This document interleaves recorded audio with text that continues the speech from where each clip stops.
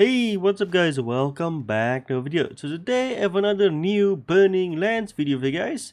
And so in this video I'm going to be going over their new November update. And then I have a few more new images that I'll be showing you guys of different models that they've been working on. And also a few new images of the map Lau and Masher, if I'm saying that correctly. And then also we'll be talking about there's also two videos that I'll be showing you guys where they show how the sling loading will work for the Chinook and the Yui. So that is also something that we will be talking about. Yeah, with that said, in the background you guys will see I have some Insurgency Sandstorm. This is not actual gameplay for Burning Lands, this is Insurgency Sandstorm. I just have to say that so that otherwise some people might think it is actual gameplay for Burning Lands, but it's not. Yeah, with that said, let's get to it. So the first thing that I'll be showing you guys here is the Soviet binos. So it actually looks pretty good. And then we also have another image of another smoke grenade. I think in one of my previous videos I did show that it have smoke grenade models there, but I think it was like a different color, but it somewhat looks the same. This is just a white version.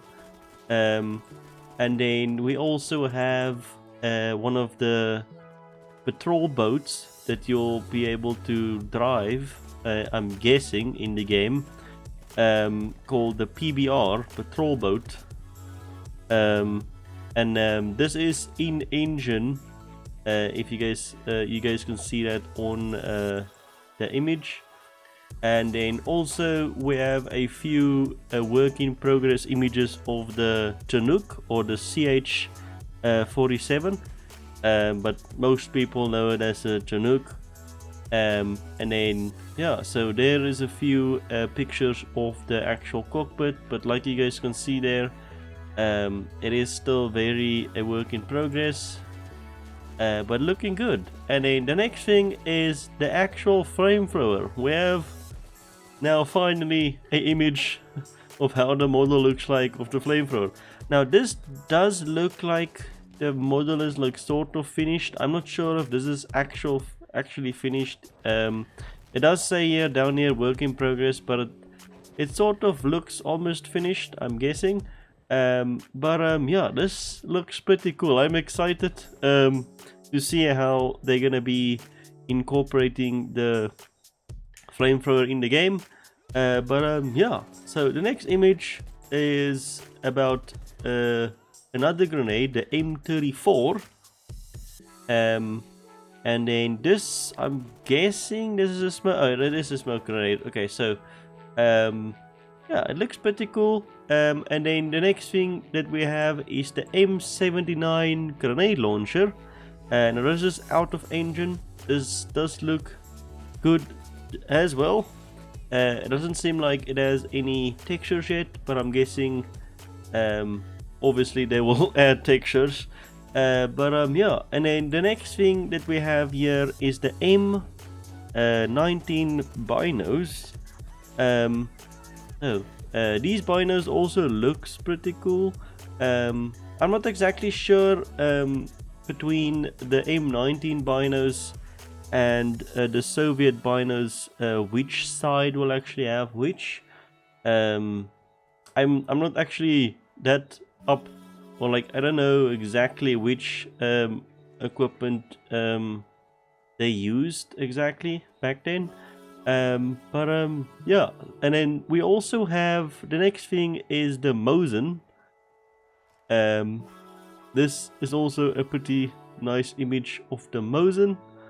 And then this is also an out of engine render, but still it looks pretty good.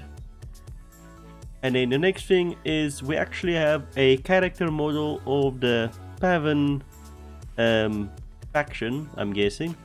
It doesn't have textures yet, but it does look pretty cool.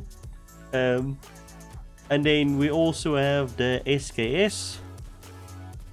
I can't remember if I showed the SKS in one of my previous videos. I might have not. Yeah, this is also a work in progress, it says. And then also we have a mine. As you guys can see on screen, looks pretty cool. I'm guessing this is going to be you're gonna be able to like place this down on the ground, and then I think if you step on it, it will explode, or I don't know if it will work with a wire. I don't know exactly how this mine would work, but that's also pretty cool to see. And the next thing we have is the SVD, and this gun also looks pretty nice. This is also a work in progress and is also out of engine, but I'm guessing it will look just as good in game.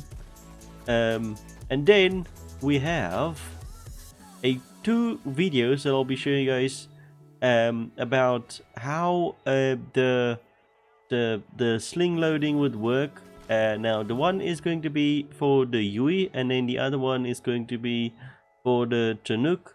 But just know this is still a work in progress. There isn't any textures on the models really, and then but it's just to show you guys how the system would work in the end. So the first one that we have is the Yui, and here they are just showing how I'm guessing the crate swings, and then you guys can see it. There is actually a rope or a I don't know what, a cable that actually goes down that's connected up to the crate down below. And then the next one is the Chinook, and then with this one, as you can see, it has a heavier load. I can't exactly see from the video what tank this is exactly, but this basically I think means that you'll only be really able to pick up heavy loads with the Chinook, because it's obvious the Chinook is way bigger, and over the years the Chinook was one of the helicopters that was known for picking up most of the heavy stuff like Humvees and then mini tanks and all of those good things. So that's gonna do it for those two videos, and then the next few images I'll be showing you guys is a few new images from the map Lahu, if I'm saying that correctly, Lao, Lahu, and then Masher. Now one last thing that I wanted to talk to you guys about the sling loading system is one of the devs actually sort of explained how it would work, and then but he basically said I will post the images of the map images whilst I'm going over this, so you guys can also see that. But he basically said the cable will, you like when you come up to a object or hover above it with the helicopter, you basically have to lower the cable or hook, and then by clicking some key, he says, and then so I'm guessing that should be able to be rebinded. I'm guessing they should maybe give that option, because I know some people might want to change a specific key to lower the cable maybe to something else. But then the cable lowers, and after a second or two of keeping it steady, it snaps into place, and the pilot hears like a locking sound, and now can take off with the asset. So that's a basic explanation of how it would work. And then he also says, as for detaching, it will just be a quick release thing, so it's best to have the asset on the ground, then clicking the same key that lowered the cable. Okay, so that's cool. So there will only be one key for both like both lowering the cable and releasing it. But like you said, most of the time you will have to make sure you put the asset on the ground first before you release it, because I'm not exactly sure if it would like get damaged, maybe, because that would be cool. And then he also says the Chinook will sling things like large crates and vehicles, UE just for small crates. So I'm guessing the UE will mostly be used for maybe resupplies. I'm not sure exactly what type of, if it will be possible to like make forward operating bases, or how or what type of resource management system they would be putting in the game, that the entire team would have to work together. But yeah, that's very exciting. But he also says here we may only have it set so that only a logistics squad has the ability to sling load. If a standard squad wants to supply logistics via the air, they will have to drop the crates from within the fuselage. For instance, but for the rear door of the Chinook and the side of the Huey. Okay, that's pretty cool. And then you will have to take into account the height, so it will be best to land, then drop the supplies, otherwise it may break and you will have done the supply run for no reason.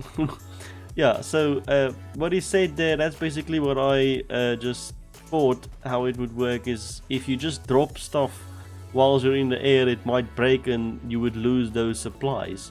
So it would be wise to either try to land, unless if you're not in too much like contact, or if there's no one really shooting at you, rather land and then drop the stuff off, I'm guessing. Yeah, so hopefully you guys also saw the few new images of the maps on screen. They all look pretty cool. I'm very excited, and then I am still waiting for this game I'll update you guys as the game progresses, like this video. And then yeah, I am not sure how long it will be exactly before we'll be able to actually see some gameplay, or even see I haven't seen weapon animations or all of that stuff. I don't know if they will show those things, but yeah, I'm very excited to see what the gameplay will be but it should it's like I said in one of my previous videos when I talked about Burning Lands, is this is not going to be built off of the squad core. This is completely from scratch, their own systems. So the animations you're used to from squad will not be in this game. They will have their own animations, but hopefully they do it, hopefully it's just as good as squad's animations, because squad's animations are pretty good. And then hopefully they can also make their animations also just as good as Insurgency Sandstorm or Squad or any of the other tactical first person shooters. Now this is gonna play very similar to Squad, I'm guessing, or Postscriptum. You will have squads and squad leaders, and then there will be vehicles, like you guys saw, obviously the helicopters and that stuff. But yeah, I'm very excited. I can't wait to actually see some gameplay in the future, maybe next year, I don't know. But yeah, with that said, hopefully you guys enjoyed this quick little update of Burning Lands. If you guys enjoyed it, make sure you guys give it a thumbs up, and also remember to subscribe if you're not subscribed yet, and I'll see you guys in the next one.